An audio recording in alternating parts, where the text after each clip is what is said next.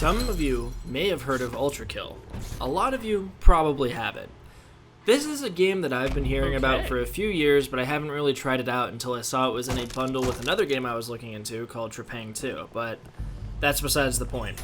I finally purchased it, and I booted it up on stream, and this game lived up to the expectations, and my expectations were quite high. A lot of you may be wondering what this game is like, and I would probably tell you that it's close to Doom, except it's not like Doom, because it's 10 times faster paced than Doom can ever hope to be, and if I were to put it in my own words, I'd probably say it's like Devil May Cry as an FPS, simply because you have all these points that you can earn from doing combat stylishly. You can literally flip a coin into the air and shoot it, and your bullet will ricochet off of the coin into an enemy. Like, what other game pulls this kind of stuff off?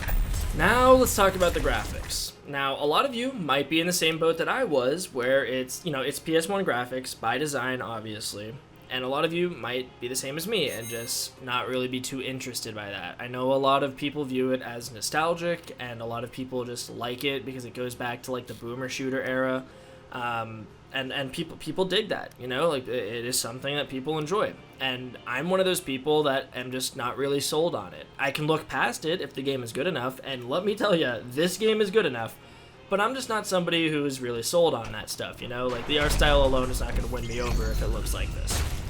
If you are in the same boat as me, but you think the gameplay looks good enough for you to, like, maybe enjoy it, you should 100% check this game out for yourself, because by the end of my playthrough, I saw the PS1 style, or the PS1 art style, as one of the strongest parts of the game that ended up complementing the gameplay more than I went into it initially thinking it would. It definitely works in this game. Music is great. Music is great. I mean, there's very little games I play nowadays that have bad music, but I mean, the music here is great, and you notice it. It's very noticeable when you're playing, and it complements the gameplay beautifully.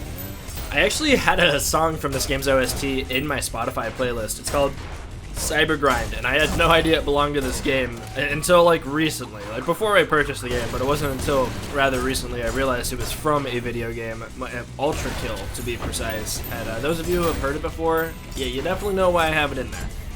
Alright, let's talk about the gameplay. You know it's good. It's very satisfying to kill things. There's so much blood everywhere, very gory in like the PS1 style way. Very fun. Just whenever you pull something cool off in this game, you feel like you're an absolute badass, and it goes so much higher from what you're seeing right now. This is just the very beginning of the game. It goes from looking like this to looking like this.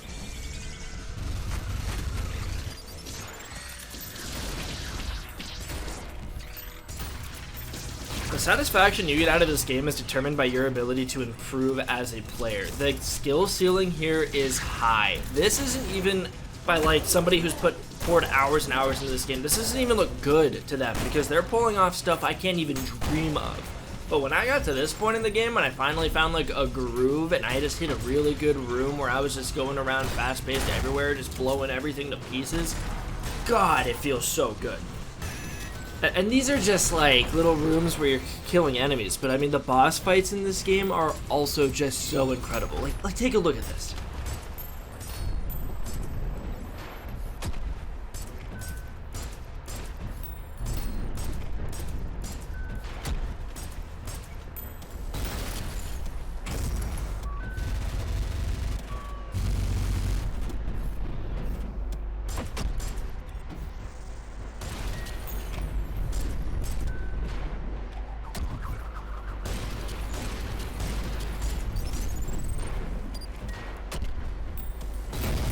The framing of these fights is always different too. Like here, you're obviously supposed to be, you know, David versus Goliath type deal. You're tiny, that thing's huge. But here, I mean, you're just sliding down a pyramid, shooting bullets at this guy. You're just trading bullets with each other, and you're sliding down this pyramid at like Mach 10. Like the intensity of these fights never changes. They go hard. There's a few mandatory puzzles and a lot of optional secrets you can engage with, and the game does not hold your hand with any of these, and I actually like it. But people that aren't, you know, cranked up to 11 gamer giga-chads like myself might actually struggle with getting some of these done. Nah, I'm just kidding, but I really do appreciate the way that they do their puzzle design here and how they have enough respect in the player to solve and get them done for themselves.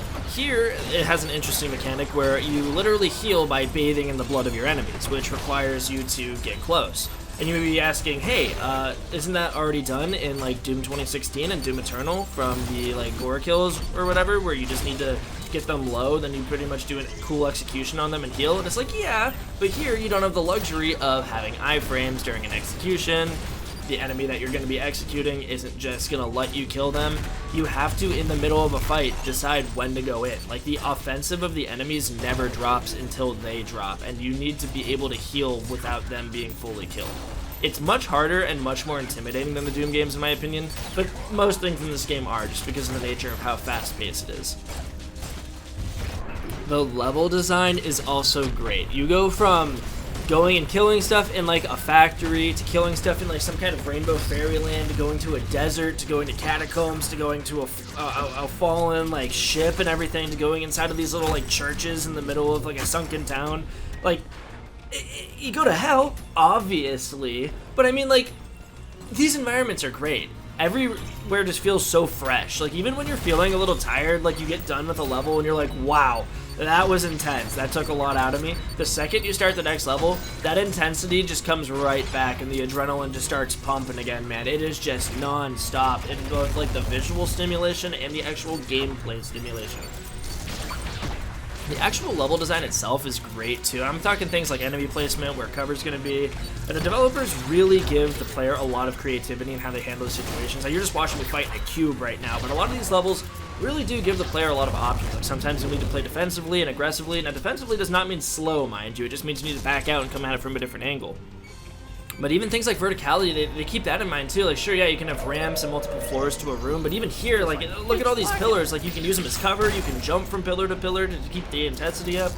I mean, they're just really well-made rooms, and the layout of a room will definitely change the way that you tackle it every single time. There is no tried-and-true method of clearing out the entire game. Your approach needs to change from room to room. Speaking of level design, though, the visual storytelling that's on display here is phenomenal. Now, story's not the main focus, obviously, it's gameplay, and as a result, you're never really told a clear-cut story here. Like, it's very vague, although, you know, as you get farther in the game, you start to really pick things up. Like, you're a machine, there's no humans left, you're killing demons, it's a story about heaven and hell. Are they the same thing? Is there really a difference between the two? Yada, yada, yada. Basically, you kind of infer all of this just from going to room, and even though there's no clear-cut story that's being fed to you by a narrator or any kind of like cutscenes or anything, you will learn this just from seeing the rooms that you clear out as you progress through the game. And obviously, you've been seeing the gameplay this whole time. The combat looks good, it looks gory, the guns look interesting and fun, but the movement is really what's king here. As much as everything else is so fun, it's like an aim lab, it's like an aim trainer, you gotta shoot that coin in the air and it feels so good every time you pull it off, but the movement here is actually S tier. You'll be jumping off of walls. Anytime you're near it, you can do a wall jump. It gives you a lot of speed. Sliding is actually the main way of getting around. It is very unorthodox compared to a lot of games that I've played anyways. It'll probably be the same for you. You better get used to sliding, because you do have a dash option, but sliding is really the name of the game here. It is what makes the difference between your game being fast and your game being on a whole nother level of fast. Like, it is crazy how much sliding changes the way you play. This game pushes you to your limits, yes, but it also makes it very clear to players of all skill levels that there is a difference between learning a game and mastering a game. Sure, you can beat the game going room to room by the skin of your teeth, and you can maybe beat the final boss on a really lucky and fortunate run where you just popped off, and you know what? You should feel good about that, because this game is not easy, and it is definitely a challenge to overcome. But the difference between pulling stuff off like that and having this kind of moment in your gameplay where you just finally get it, a certain switch flips in your brain and everything's just slow-mo for you, you're now the one in control. That kind of feeling where you start turning your survival that you were struggling with into art from the chaos that you're now sowing is such a good feeling, and I highly encourage all players of any skill level to push themselves to their limits and get really creative with the way they're killing things, because you will be proud of yourself, and this is a feeling you will very rarely get in video games. That's just a glimpse of how crazy of a game Ultrakill really is, but keep in mind it is early access. It is unfinished. The content that we have right now is more than worth the price in my opinion. I've had a phenomenal time with this and I don't regret my purchase in the slightest. If you think this game looks interesting, you should pull the trigger too. I know we are 100% going to be getting more content in the future, but right now we only have 2 acts. Spoiler warning, I'm going to show my final boss kill for Act 2. That's not the final boss of the game, it's just the final boss of the game that we have right now. If you're leaving now, thank you for watching the video, but the reason I want to show this is because I pulled it off on my very first try. It felt phenomenal. I'm really proud of myself myself, and it's like everything I learned culminated to this moment. It felt great. Let's do this. Machine, I will cut you down, break you apart, splay the gore of your profane form across the stars. I will grind you down until the very sparks cry for mercy. My hands shall relish ending you here and now!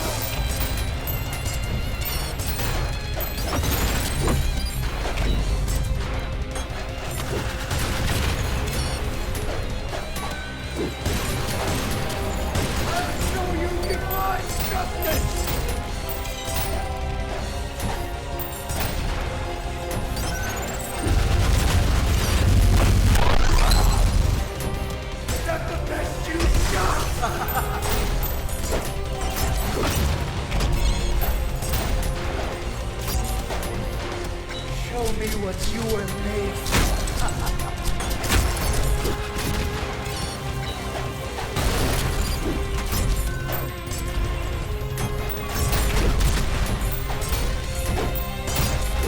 I've never had a fight like this before.